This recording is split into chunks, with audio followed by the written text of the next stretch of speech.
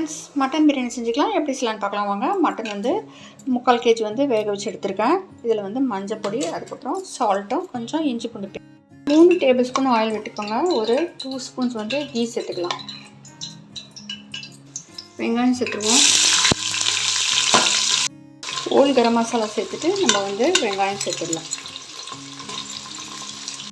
காரத்துக்கு எவ்வளோ தேவையோ பச்சை மிளகாய் சேர்த்துக்கலாம். இஞ்சி பூண்டு பேஸ்ட் வந்து ஒரு 3 ஸ்பூன் சேர்த்துக்கோங்க. மட்டன்லேயும் வந்து சேர்த்துருக்கேன். தக்காளி சேர்த்துருவோம். மஞ்சள் பொடி, மிளகாய் பொடி, தனியா பொடி, கரம் மசாலா பொடி சேர்த்துடலாம்.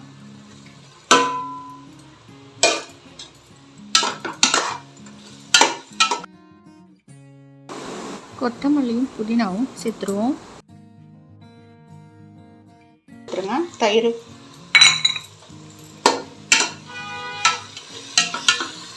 3 கப்ஸ் ரைஸு, அதுக்கு வந்து 5.5 கப்ஸ் வந்து நம்ம வாட்டர் சேர்க்கணும்.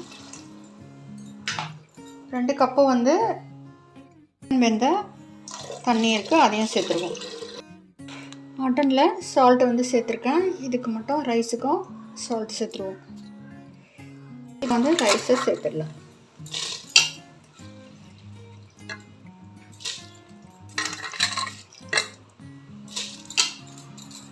சேர்த்துருங்க.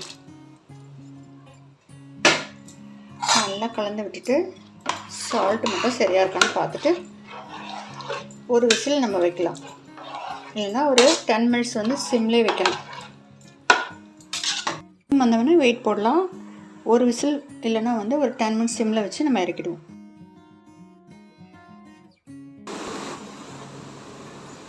திறக்கலாம். பாருங்கள் எப்படி ஒரு சூப்பராக அருமையாக ரெடியாக இருக்குது பாருங்கள் மட்டன் பிரியாணி.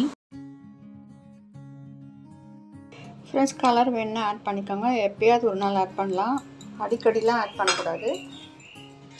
இப்போ சர்வ் பண்ணலாம். சூப்பராக இருக்குது பாருங்கள் ஃப்ரெண்ட்ஸ்.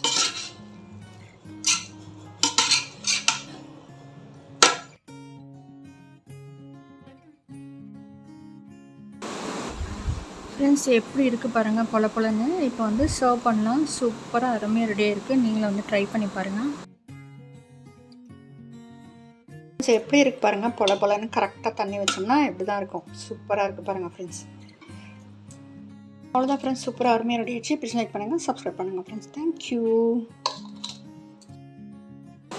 தேங்க்ஸ் ஃபார் வாட்சிங்.